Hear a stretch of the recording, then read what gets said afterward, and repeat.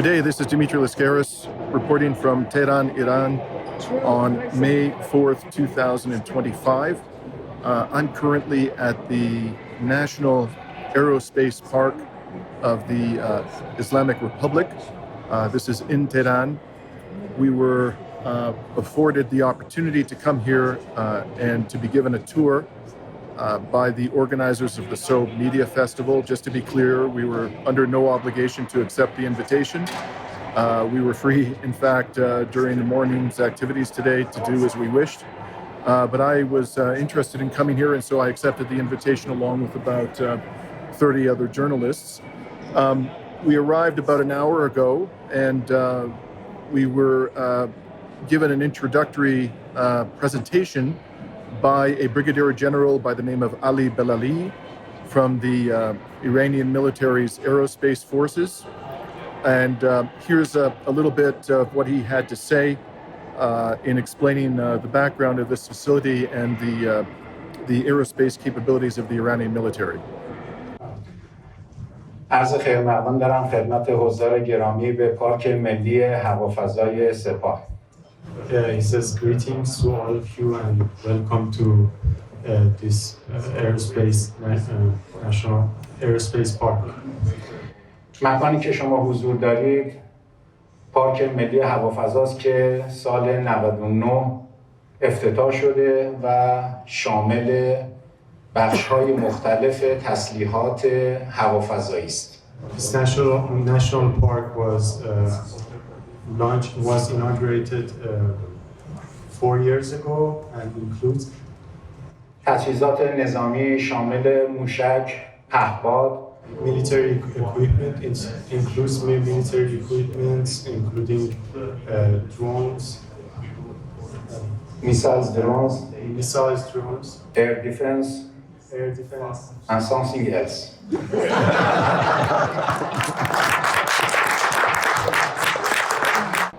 Now, after the Brigadier-General Ali Balali finished his preliminary presentation to the journalists, we then proceeded into the facility where numerous drones, which I'm going to show you, and numerous missiles are on display. And as we were coming into the main exhibition area, one of the people in our entourage, foreign journalists in our entourage, Pepe Escobar, asked Brigadier-General Balali a quite important question about the fact that the Iranian military has not yet carried out a third military operation against Israel as it had promised to do, and which it had dubbed True Promise 3. Here's the question from Pepe and also the answer.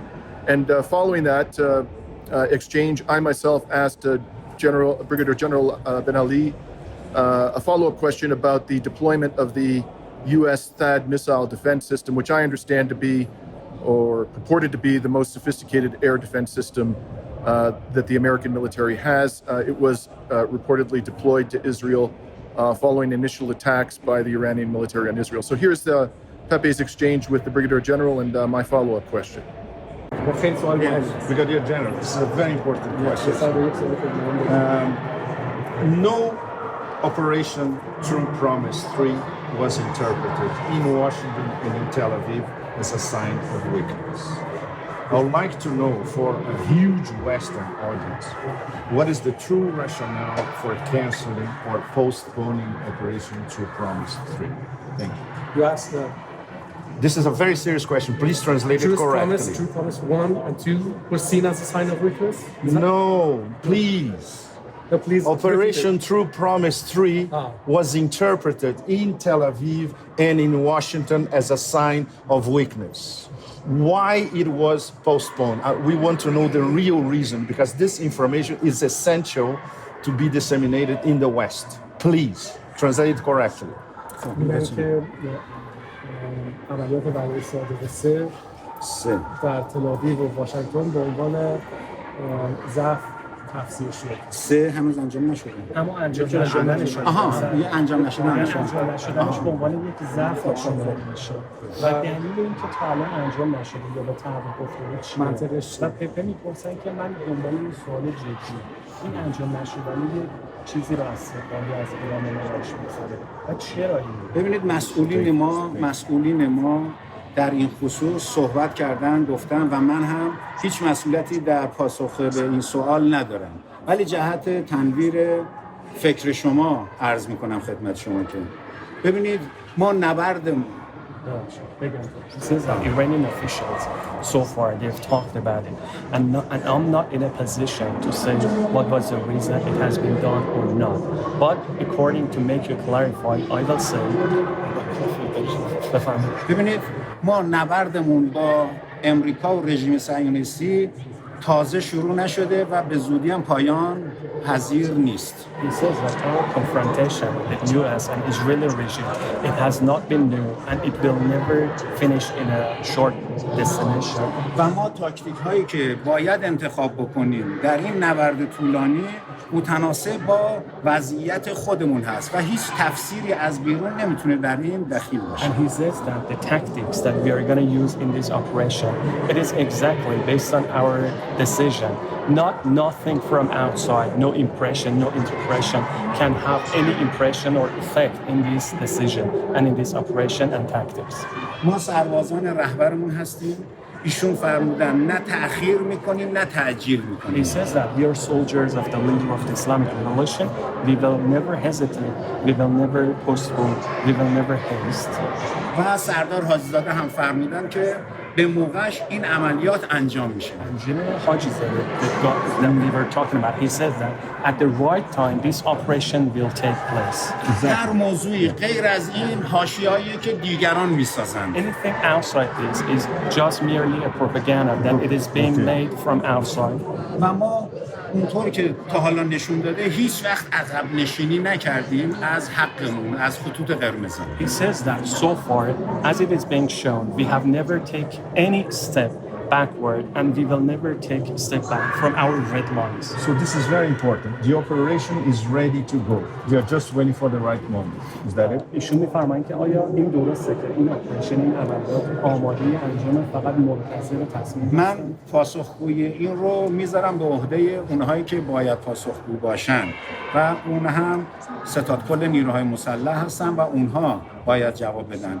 هر موقع که وقتش بشه به ما ابلاغ میکنن، به ما که منظورم به نیروهای مسلح و هوافضاست ابلاغ میکنن عملیات انجام. He says that I'm not in charge of that, but whenever it is the right time, the armed forces and the IRGC will be announced and we will carry it in, and we will make it take place. ما هم به عنوان هوافضای نه اینکه نمایشگاه، ما اینجا مسئول نمایشگاه هستیم. He says that here we are in charge of this complex, but as a kind of IRGC and aerospace he's talking. I know, but I asked the question in court. I know that. I know his role, but I wanted to have his interpretation, which confirms what we know so far. Yeah. It's ready to go, but they're waiting. Yeah, exactly. مهم اینه که ما خطوط قرمزمون رو کاملا حفظ میکنیم و عقب نشینی نداریم. He says that 100% we will make our red lines, we will never take a step back. Could I also ask a question? Yes, Thank you so much. بفرمایید. آقای دیمیتری خبرنگار از Since since the true bomb is true, the United States military has deployed the THAAD air defense system in Israel. Do you think that will compromise the ability of the Iranian military to carry out True Promise 3? سیستم دفاعی تاد امریکا صحبت میکنن که بعد از عملیات وعده صادق 2 انجام شد. ایشون میگن که آیا فکر میکنید این سیستم اون توانایی و اون قابلیت جمهوری اسلامی ایران رو میتونه تحت شعاع قرار بده؟ من فکر میکنم اینو باید از رژیم بپرسید که 2 ضربه وعده صادق 1 و 2 رو تحمل کرده. اونها دیدن، ببینید کل دنیا، ناتو، اسرائیل، امریکا همه جمع شدن جلوی وعده صادق 1 و 2 رو بگیرن. آیا تونستن؟ توانمندیشون در همونجا تفسیر میشه. He says that in terms of capability of US, I don't know, thought or whatever you say, the Israeli regime should answer to that. But the thing is that NATO, whole world, West, United States, they couldn't postpone Iranian Operation True Promise 1 and 2. And in terms of if we want to say if they are useful for the Israeli regime, they have to answer, does US capability postpone Iranian operation or not? Thank you. Tashakur, thank you so much. So now I'm going to take you for a bit of a tour of what is on display here. One section is devoted principally to the drone capabilities of the aerospace forces, and another to its ballistic missile and other missile capabilities. That's behind me, so let's go for a walk around and see what we can see. So I'm certainly no drone expert, but it seems to me that these are some of the older models. Brigadier-General Ali said that he indicated that the first time that the Iranian military deployed or used drones was actually in the, surprisingly, the Iran-Iraq War, when Iraq was led by Saddam Hussein. So some of these drones you'll see here are probably decades old. These ones now, they look to be of a much more recent vintage and considerably more sophisticated. It's surprising how large these drones are. One would think that a drone of this size could carry a significant warhead.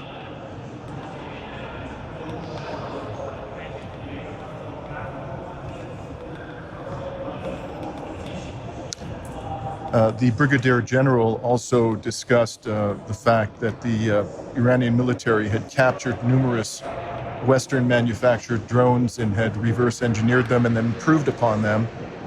This one, as you can see, is named the Shahed 129. This may be used for surveillance purposes, but you can see underneath the wing here, it has missile capabilities. Also, surprising how large this is.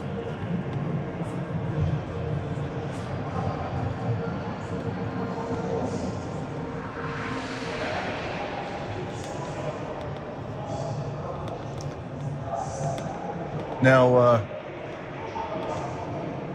as we were receiving the preliminary presentation from the Brigadier General, I was, asking myself, why were we afforded the opportunity to come here? I think obviously this is a matter of national pride for the Islamic Republic. The fact that it has developed this drone and missile capability. But I would also imagine that the Islamic Republic wants the international media to draw attention to the missile and drone capability of the Iranian military forces, because the country is under threat by the United States and Israel, and as we have seen over the decades, and particularly during the past 18 months, there really is no limit to the aggression and the barbarism of the American and Israeli militaries, along with their British poodles. I would imagine that one of the goals of bringing the international media here is to communicate to people in the West that if, in fact, a war is launched upon Iran, there is going to be meaningful and quite painful retribution visited upon the military forces that are engaged or called upon to strike Iran. In other words, I think that this exercise has very likely something to do with deterrence. And part of my reason, I think, in fact, let me be clear, my main motivation in coming here and in reporting on the military capabilities that are on display in this facility are to help our fellow citizens in the West understand that a war on Iran would be extraordinarily destructive. This is not a country whose military capabilities are limited to those of an insurgent force, like, for example, the Taliban militants that the NATO military fought unsuccessfully in 20 years of brutal warfare. And if NATO was unable to subdue the Taliban, who had little more than Soviet-era small arms, it would be quite foolish of us to assume in the West, when we're weighing up the actions of our government with respect to the Islamic Republic, that Western militaries would be able to defeat the Islamic Republic. Even more foolish to assume that that could be done without very considerable casualties being sustained by the Western side. So here you can see some of the missile capabilities.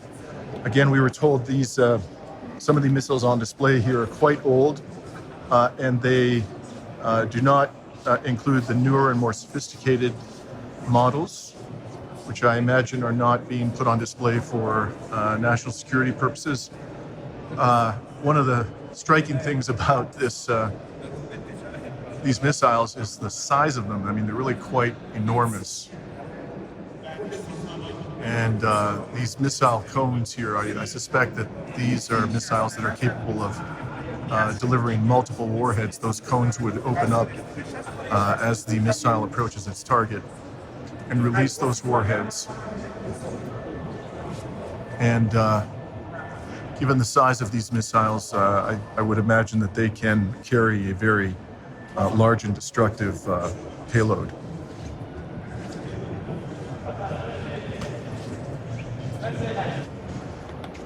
Here you can see what is clearly a multiple stage rocket, which they've, the interior of which has been exposed so that people can get some sense of the way in which this enormous rocket actually functions. Let's take a closer look.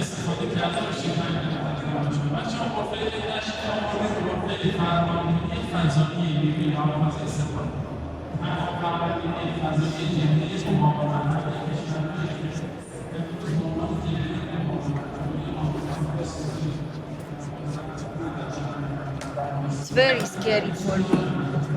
It is indeed. Let's hope that. Crazy war. Let's hope we avoid the war. Yes, yes. That gentleman, by the way, with the wild white hair is Mick Wallace, Irish member, former member of the European Parliament, and I've interviewed him previously on Reason to Resist. Glenn, do you mind saying a word for the camera? I'm actually doing some filming. Do you mind saying a few words if I ask you a question or two? Oh yeah, go ahead. Okay. So this is your first time to Iran? By the way, let me just, sorry, I didn't introduce you properly. This is Glenn Diesen, professor of political science at, it's a university in Norway. Could you remind me the name of the university? University of Southeastern Norway. Right, and I've had the privilege of interviewing Glenn previously on Reason to Resist. So this is your first trip to Iran, Glenn? Yeah, no, that's correct. Right. Had some plans before, but yeah, this was the first. What are your impressions thus far?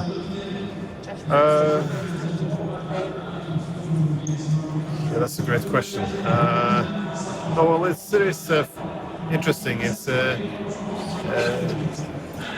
one of those countries where people have a lot of strong opinions about, but most people do not know much about it. Now I would put myself in that same category. It's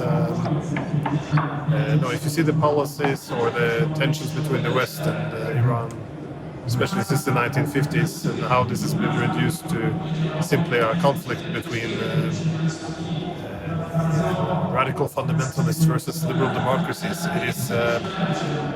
it's quite a troubling, dishonest portrayal, which also prevents us from actually finding real solutions. But it's also interesting the security approach here, because they obviously see deterrence as being important. This is something that the Brigadier-General made clear before, that unless they show willingness to strike back, and not just at American proxies, but directly at American bases, then they would be targeted. So this is the only thing that's keeping them out from being destroyed. And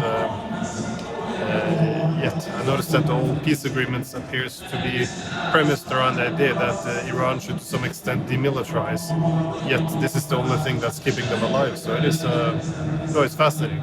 So I see, yes, a lot of impressions in a relatively short time. So I have one other question for you, Glenn. I've always been amazed that because you are from the EU, where the kinds of opinions and analysis that you've offered is not particularly popular with the political elite and the corporate media, and now you've come to Iran. Are you concerned, given the current political climate in Europe, and the attitude towards dissenting opinions and criticism of European foreign policy, that coming here could create some issues for you with respect to the European authorities, or is that something you're not particularly concerned about? Well, we're not European Union though, we're almost de facto. But it is a wider problem at the moment, I think. The idea that if you go try to learn a bit about the history and security concern of what your government defines as opponents, you do this little recognition that there's a need to know this in order to reduce the security competition. But sadly, it's often portrayed and perceived as simply being, well, now you're backing this side against us, which is a problem. I think the main problem is not that Iran has to be such a threat to the West. I think the war with Iran is a threat, and it seems quite easy to avoid a war.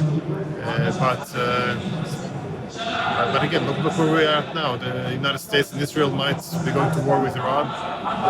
European leaders are dead silent. Everyone has to conform to this narrative around this radical mullahs wanting to get nuclear weapons and destroy Israel. This is their only motivation, taking out the whole history. I think we are deluding ourselves, and we're also depriving ourselves of important opportunities to actually end this conflict. Because a lot of the key security concerns of the Iranians are quite reasonable, and they can be met. So, but there's no discussion. Well, thank you. You're always a voice of reason and courage, and I know that the people who watch our program really appreciate your analysis. Thank you very much. Thank you, Dimitri. Thank you.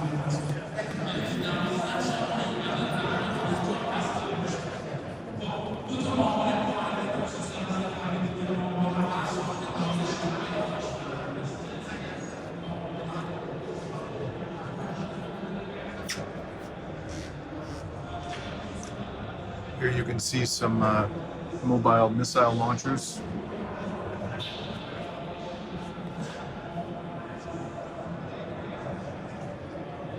Another thing that's quite striking about this is not just the size of these missiles, but the diversity of them. So many different models, obviously each of them presenting particular attributes. With such a diverse array of missile and drone technology, I would imagine that any adversary would be challenged to defend against a retaliatory strike by the forces of the Islamic Republic. So I'm here now speaking with Clare Daly, former member of the European Parliament from Ireland. Thank you so much for speaking with me today. My pleasure. So, first of all, could you tell us, Clare, why you've decided to join the international delegation of journalists at the Sobe Media Festival at this particular time? Yeah, well, I was honored to be able to have the opportunity. This is my actually second visit to Iran. I was at a conference on Palestine in 2017, I think. So when the opportunity came up to engage again, I mean, I was definitely going to take it, because it's only by exchanging views and meeting people in different countries that we can develop our humanity. So yeah, great. So this brings me to the question of European foreign policy, with respect to which you've been a very outspoken critic, and understandably so. What do you think the policies of the EU ought to be with respect to Iran?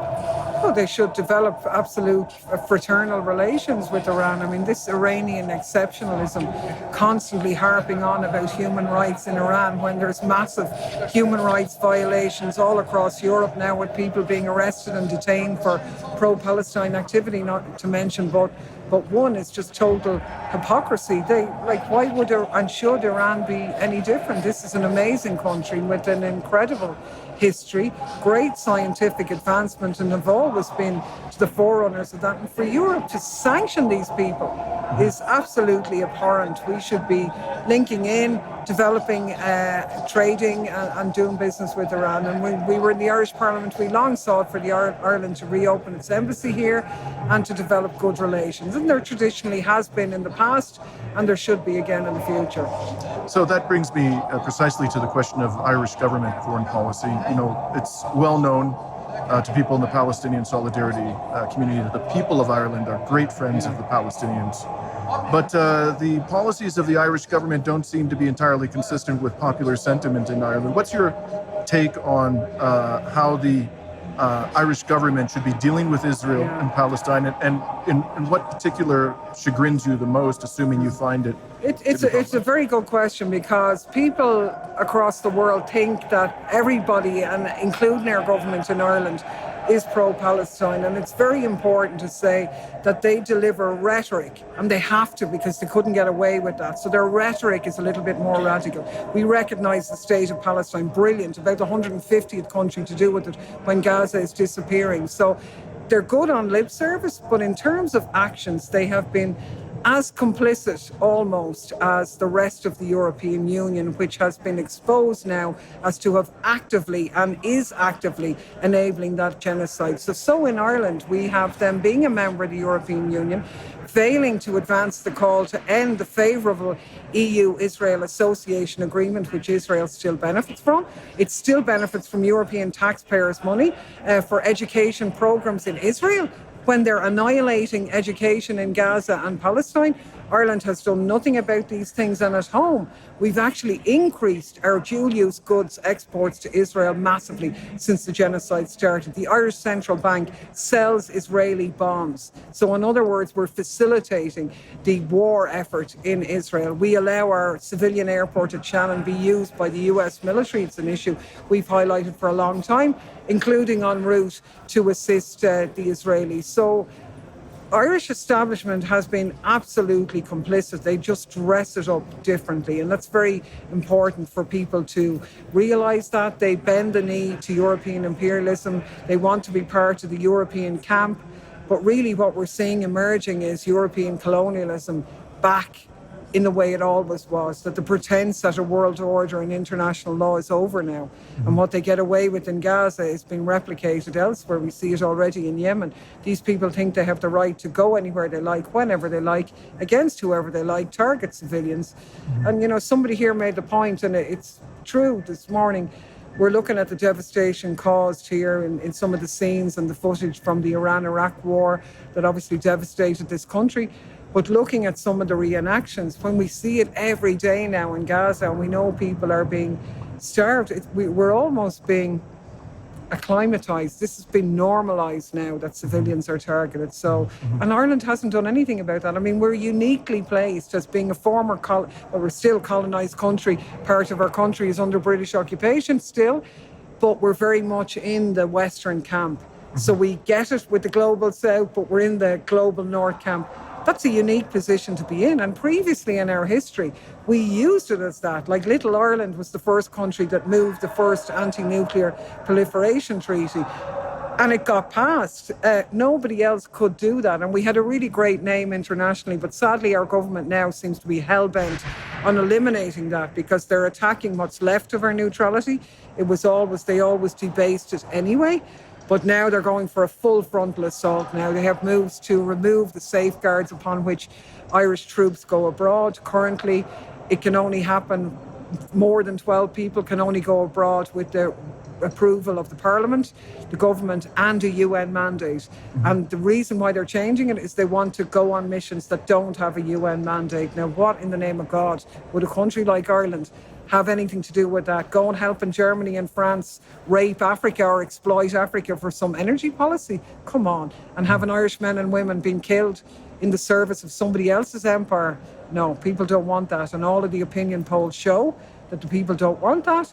But like a lot of other countries in the so-called democratic West, what the people want and what the governments are doing are going in completely different directions. So it will lie on the ordinary people to struggle to change that, unfortunately. And they are. They're beginning. Maybe not quick enough, but they're beginning. So we all have to do what we can and fight where we stand. Hear, hear. I very much hope we'll see you back in the European Parliament one day soon, Clare. You're greatly missed. Thank you so much. Take care.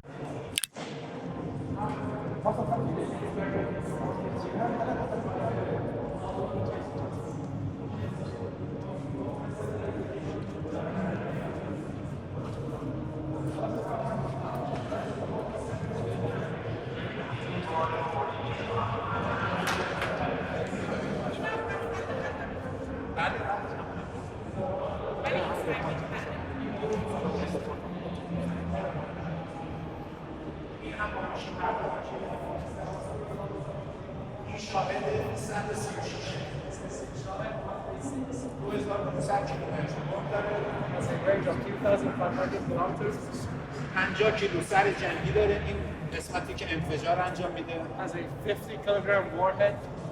ابتدا این قسمت وارد میشه، یه سوراخی در هدف ایجاد میکنه، این قسمت وارد میشه کامله. The section at the front first enters the penetrates target, and the main section then enters the target from that hole and destroys the target. اینها بعد از اینکه پرتاب شدن هیچ کنترلی با روشون نداریم. That's what they launched. They completely out of control.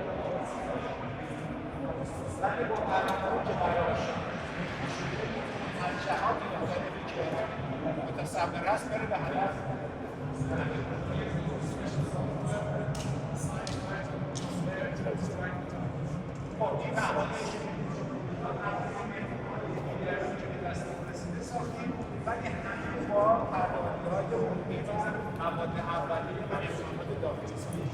These drones that you see here, they were all based on foreign drones that fell into our hands, but they are all built with indigenous technologies and materials. این پهپاد مهاجر 6 هست که وزارت دفاع ما تولید میکنه و به کشورهای مختلفی هم فروخته شده. This is the Mohajer 6 drone attack drone that is built by the Defense Ministry and is also exported to countries around the world. این پهپاد هرمس 200 خانم شما سوال می‌کردید اسرائیلیه. این پهپاد هرمس 200 رژیم صهیونیستیه که برای شناسایی تو نتنز وارد شده بود که سیستم‌های پدافندی ما کشف کردن و این رو ثابت کردن، خرده پارا تکه‌هاشو جمع کردن، سرهم کردن و اینجا الان شکل دادیم ما. هرمس 200 رژیم صهیونیست. This is the Hermes 200 drone of the Zionist regime, which was used to spy on Iran's nuclear facilities and was shot down and reassembled and put. سال 93 11 سال 11 years. این پهپاد So as you heard, the Brigadier General identified this drone in front of me as an Israeli drone that was spying on or entered Iranian airspace or was close to it and was shot down and reassembled. And you can see over on the side of this drone the symbol of the Israeli Air Force.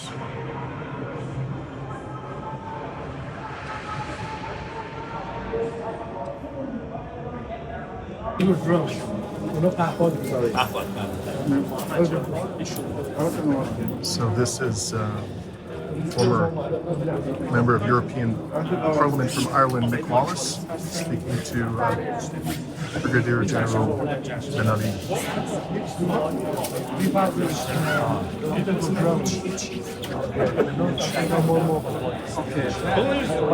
What's the longest distance for ببینید بالستیک مسیر پرواز موشک محمدی، موشکی که مثل توپی که بندازی چجوری میره بالا اوج میگیره میاد پایین، میشه بالستیک.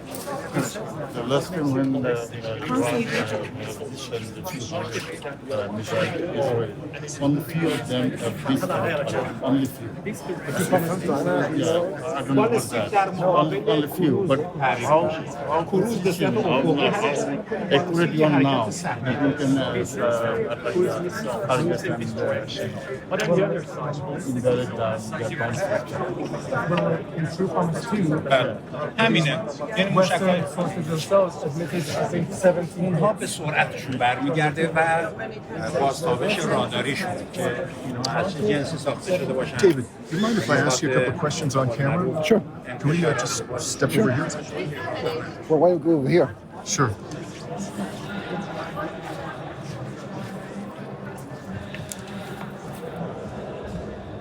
I should deposit my orange juice.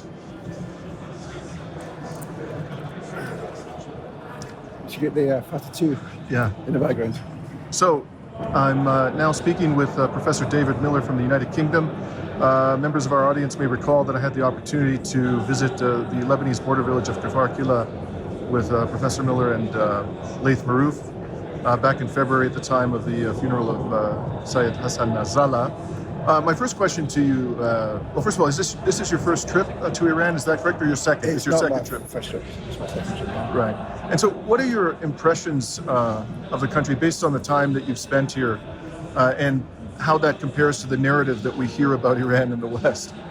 Well, it bears no relationship at all to the narrative. That was an obvious question. I came here first in 2023, and I spent, I think, 5 nights. We travelled around Tehran quite a lot.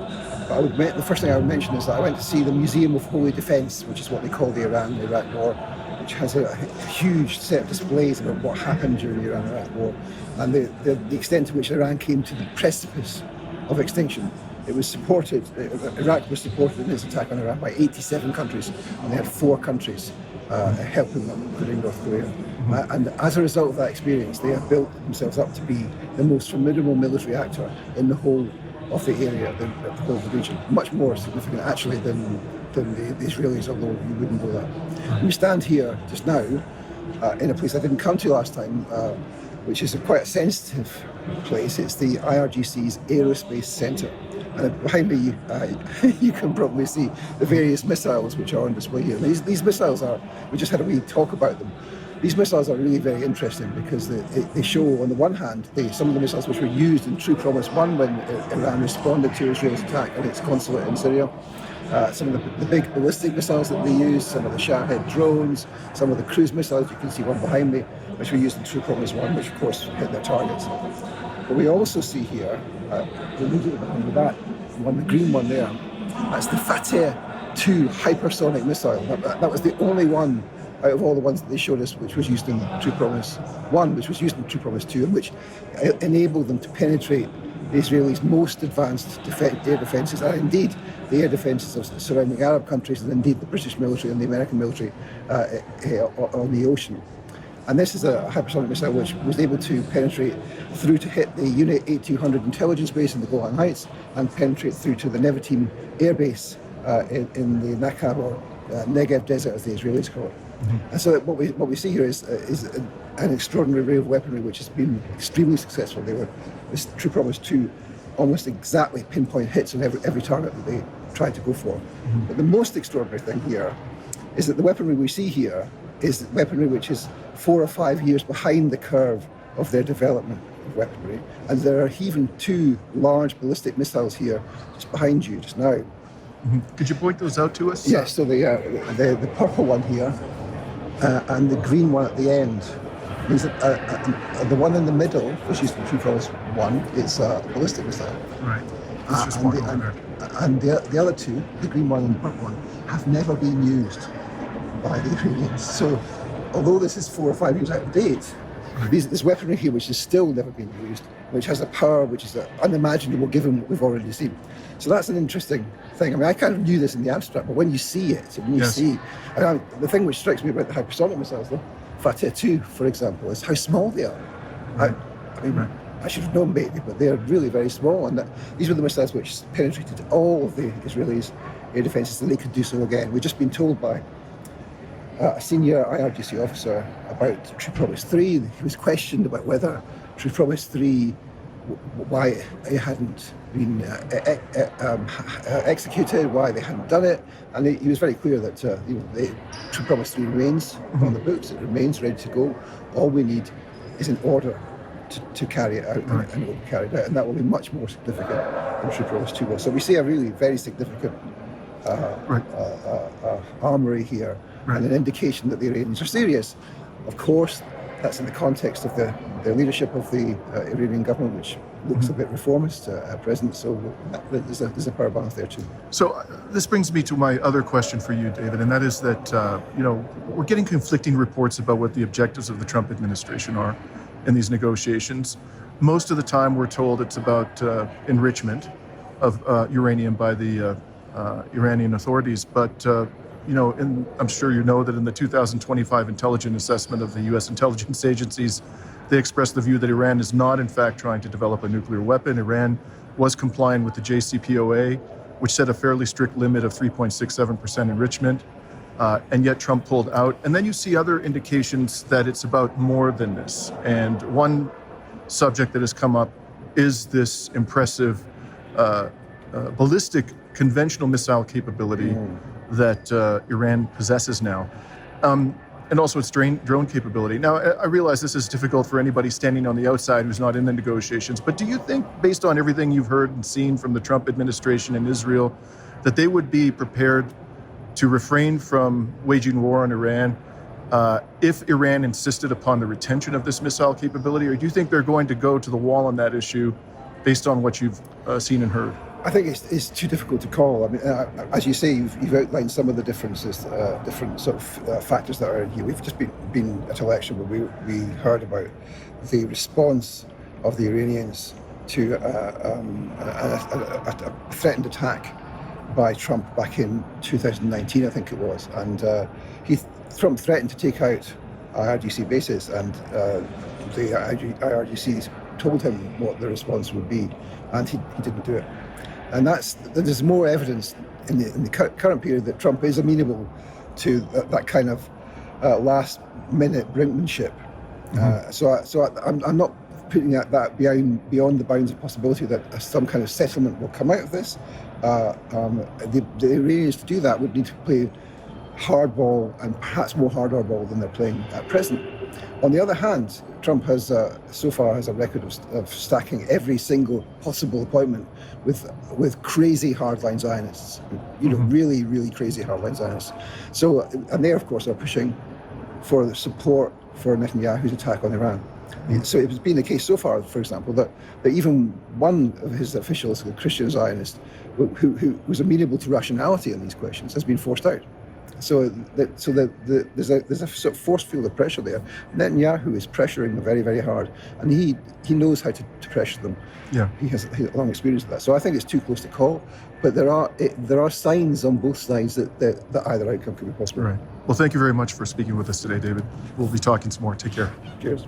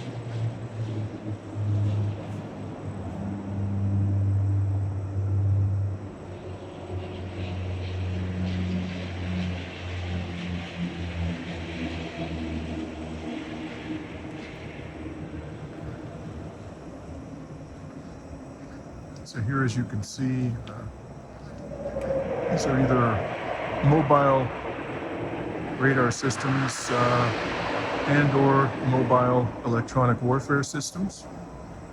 I don't have anywhere near the sophistication about military technologies to tell you more than that. And here you have obviously mobile missile systems. Again, the diversity of the weapon systems available to the Iranian military.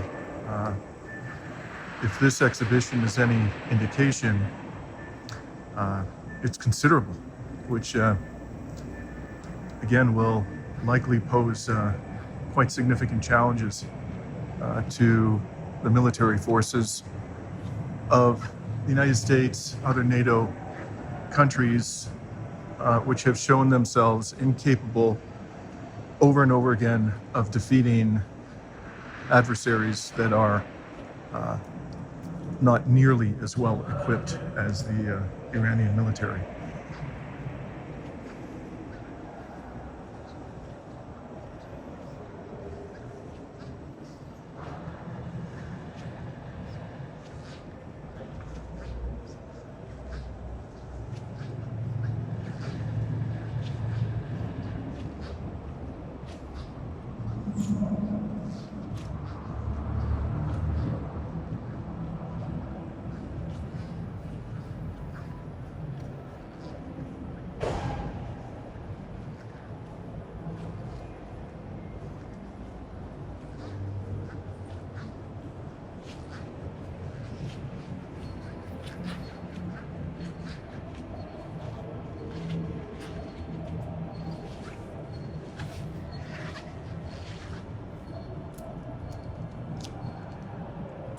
ببینید این سوم خرداد همون سامانه‌ای که MQ-40 تراتون امریکایی رو با یه تیر موشک ساخت.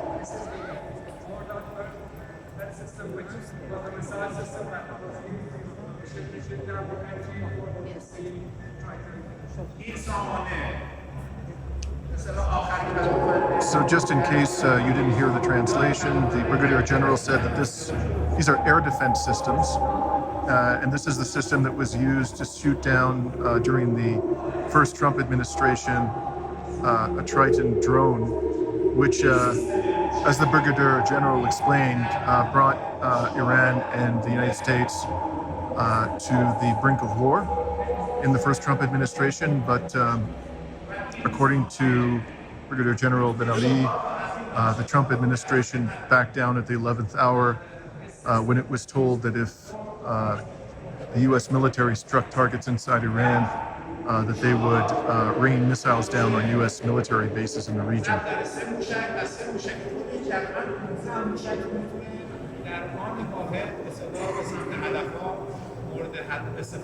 It can use up to 50 missiles at the same time. زمانی که هواپیمای MQ-40 تراتون امریکایی رو زد ارتفاع 53,000 پا بود. When it hit the MQ-4C Triton, the drone was flying at 53,000 feet. و سرعتش 600 کیلومتر بر ساعت. And was cruising at the speed of 600 kilometers per hour. و مسافتش تا لانچر حدود 89 کیلومتر. And the distance from launcher was 89 kilometers. الان ما موشک‌هایی داریم که این مسافت 89 کیلومتر رو میتونه تا 305 کیلومتر هم مورد اصابت قرار بده. And now we have air defense missiles that can engage targets from around 305 kilometers. ما خودمون waqti که شروع کردیم از روی نمونه‌های دیگران کار رو انجام دادیم. When we first begin our endeavors for air defense, we first based on other foreign models. مثلا این رادار ساخت شوروی از لیبی به کشور ما وارد شده. For example, this radar was built in the Soviet Union and was imported to our country from Libya. ما این رادار 250 کیلومتر برد داره. This radar has a range of 250 kilometers. از روی این رو ساختیم 500 کیلومتر. Based on this model, we designed that model, which has a range of 500. این 50 هدف رو در آن واحد پردازش میکنه. این 250 هدف رو. This can track simultaneously track 50 targets, and the other one can track simultaneously 250. این 4-5 ساعت که کار بکنه داغ میکنه، باید خاموش کنی، یکی دیگه جاش بگذاری، ولی این 24 ساعت کار میکنه. This model, when it works for like 4 or 5 hours, it heats up and has to be shut down, but the other one, it can work 24 hours a day. جنگ الکترونیک صفحه رادار اینو سفید میکنه ولی روی این هیچ اثری نداره. Electronic warfare can completely disable the radar screen of this model, but the other model is completely. So that completes my report for Reason to Resist from the National Aerospace Park of the Islamic Republic of Iran. I hope you found this report to be informative. If so, please like and share the video. If you're not already a subscriber to Reason Resist, we encourage you to become one. As I've said many times in the past few months, we're aiming to have well in excess of 100,000 subscribers before the end of this year. And we're currently approaching 70,000. So your subscriptions help to ensure that our message gets out and our brand of fact-based anti-imperialist journalism is spread as widely as possible. For now, signing off, and I'll be reporting to you again from Tehran in the days ahead.